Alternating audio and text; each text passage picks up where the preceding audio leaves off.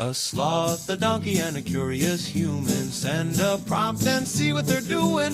One hits record with a question on his mind. Two brothers pick it up, see what they find. Corn takes his time, Herman's got the facts. Back and forth, they never hold back. My weird prompts, come on in, that's where we begin. My weird prompts, glad you're here.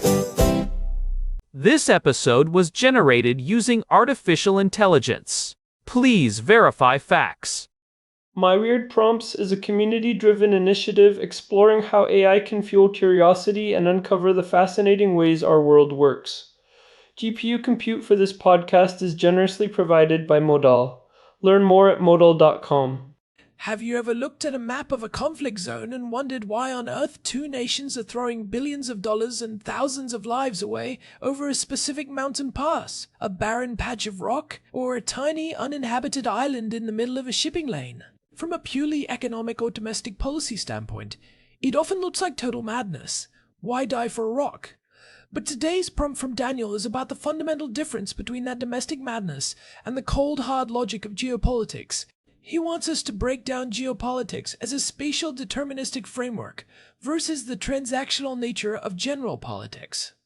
In an era where we were promised that digital globalization would make borders irrelevant, physical geography is making a violent comeback as the primary constraint on every policy decision made in Washington, Beijing, or Brussels. This is a fantastic prompt because people use the terms interchangeably all the time, and they really should not. I am Herman Poppleberry, by the way, for anyone joining us for the first time. To get us started, we have to realize that general politics is basically the internal negotiation of a society. It is about who gets what, when, and how within a sovereign entity. It is transactional, it is ideological, and it is subject to the whims of an election cycle. It is the art of the possible. Geopolitics, however, is the study of the unavoidable. It is the study of how physical geography, things like mountain ranges, navigable rivers, resource deposits, and climate, imposes immutable constraints on how a state behaves. It is not about what a leader wants to do, it is about what the land forces them to do. So you are saying that while a president might want to focus on healthcare or tax reform, the fact that their country is landlocked or shares a 2,000-mile border with a hostile neighbor is a problem that never goes away, regardless of who is in office. It is the difference between choice and necessity. Is geopolitics just politics on a map, or is it a completely distinct analytical lens? It is a distinct lens because it removes the human element of personality and ideology to look at the board itself. Think of general politics as the software of a nation. You can update it, you can change the user interface, or you can swap out the operating system entirely during a revolution. But geopolitics is the hardware. If your hardware does not have a port for a high-speed connection, no amount of software updates is going to give you a deep water harbor. If you are sitting on the North European plain with no natural barriers between you and a massive invading army, that is a hardware limitation you have to manage for centuries. You can change from a monarchy to a communist regime to a democracy, but the plain is still flat, and the invaders can still drive tanks across it. I love the hardware versus software distinction.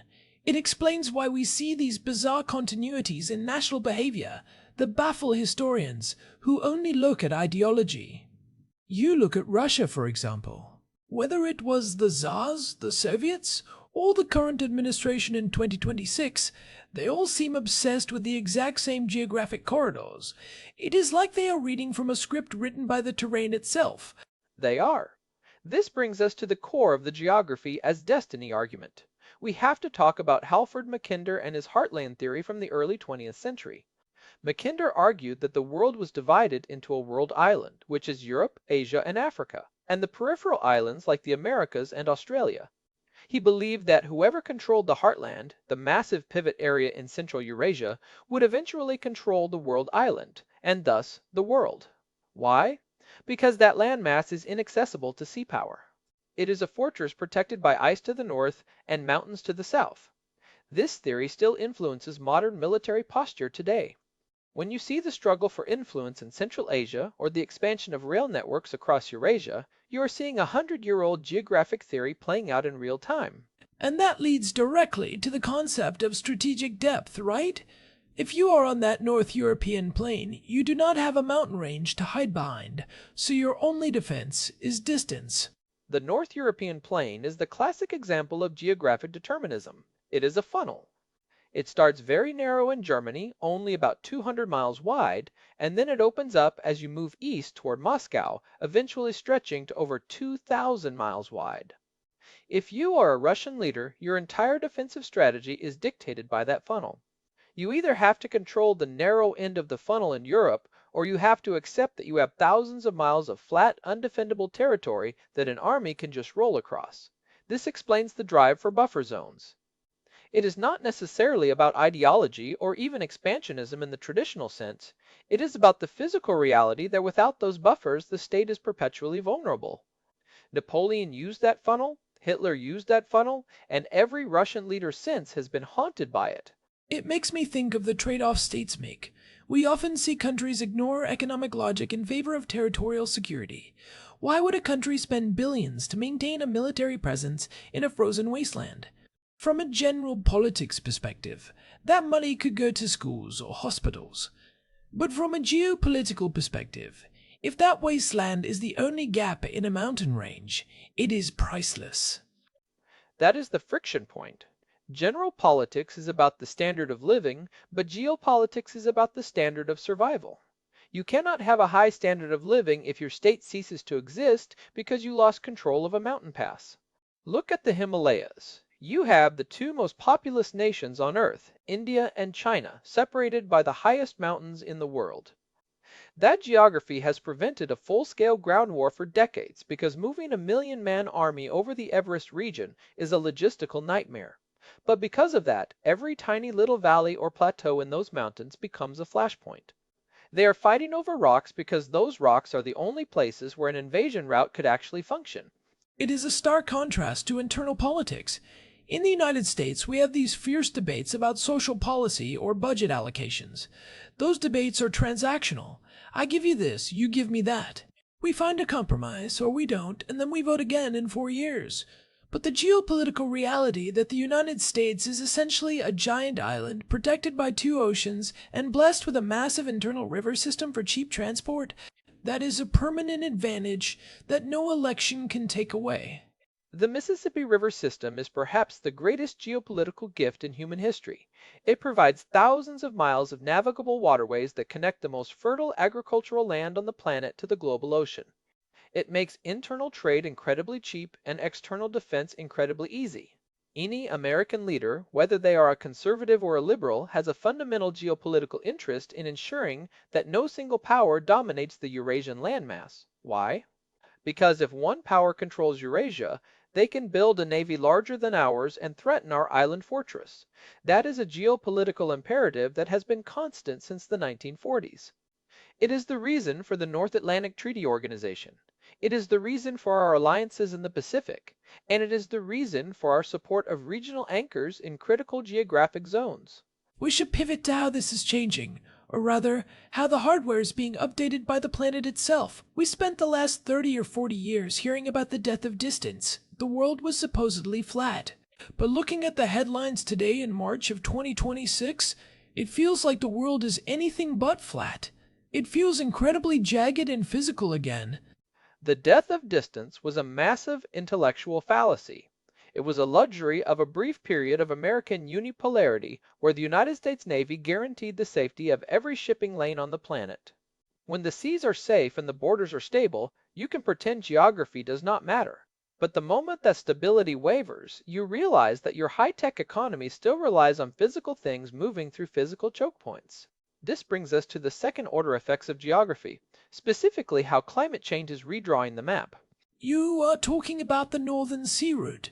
I was just reading that March 2026 report from the International Maritime Organization. They are reporting record-breaking transit volumes through the Arctic. It is a geopolitical earthquake.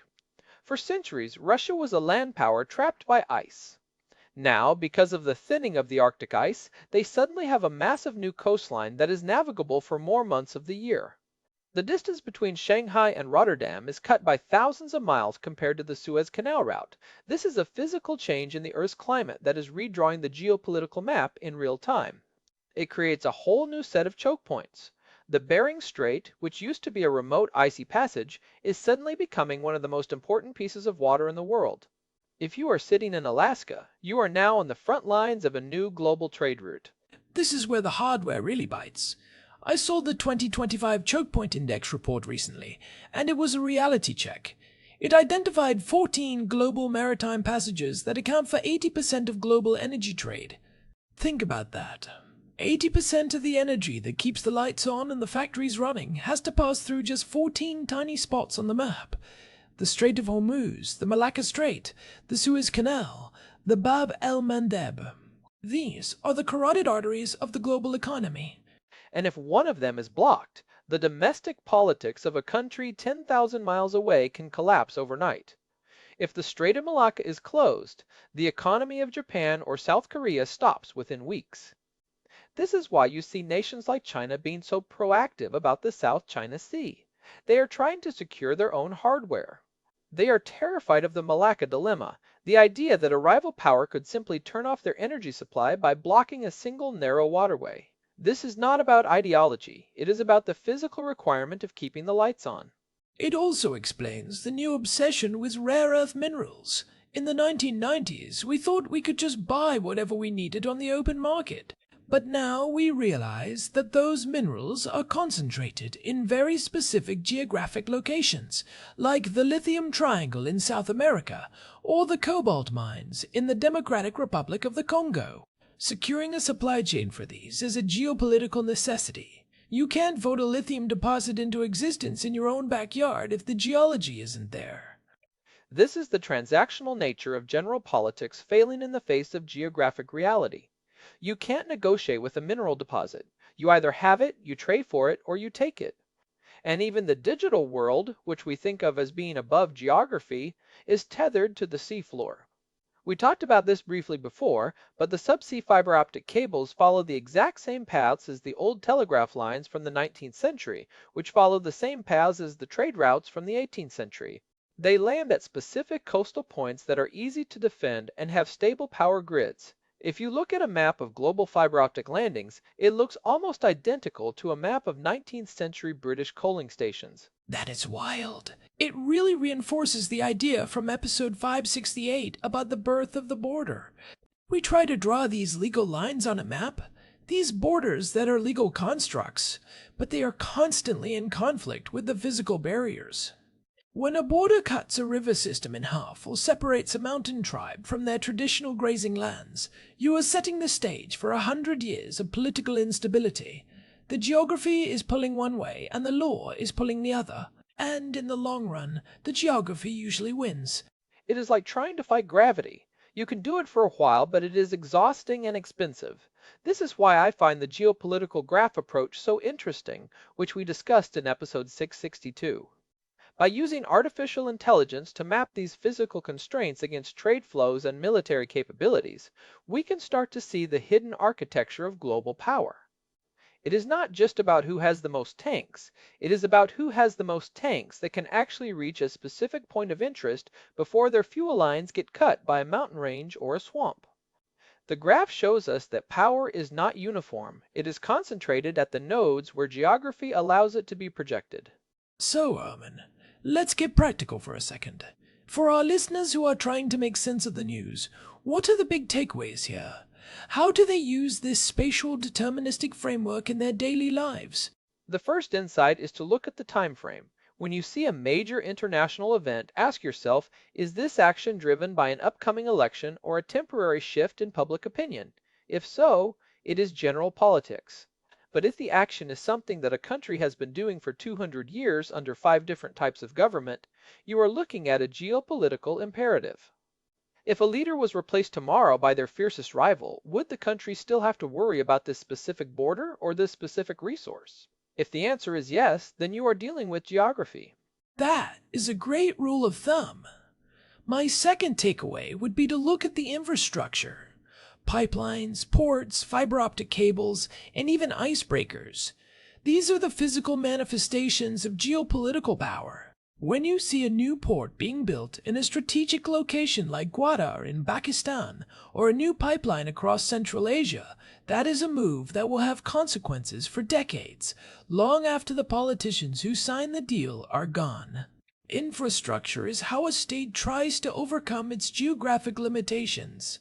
And the third takeaway is for people to map their own lives and industries against these geographic choke points. Whether you are in tech, manufacturing, or services, your business is likely tied to these 14 choke points in ways you don't realize.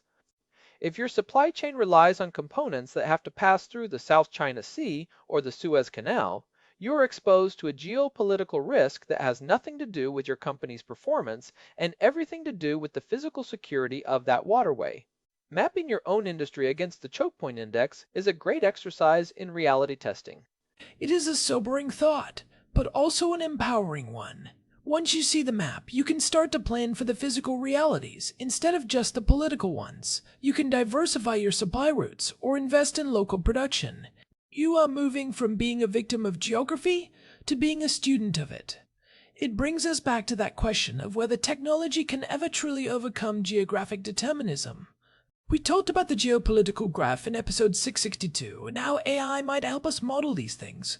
Do you think we are getting closer to a world where we can use computation to navigate around these physical constraints? I think AI will help us manage the constraints better, but it won't remove them. We might get better at predicting where a conflict will happen based on terrain and resource scarcity, but the terrain and the resources are still there. Even in a world of advanced automation and AI, we still need physical space to live, physical energy to run our processors, and physical materials to build our robots. The physical domain is the ultimate reality. We are seeing the return of great power competition in the physical domain because we have realized that the digital world is just a layer on top of the physical one. It is the return of the heavy world. After a few decades of focusing on the digital and the financial, we are rediscovering that the world is a very big, very heavy place.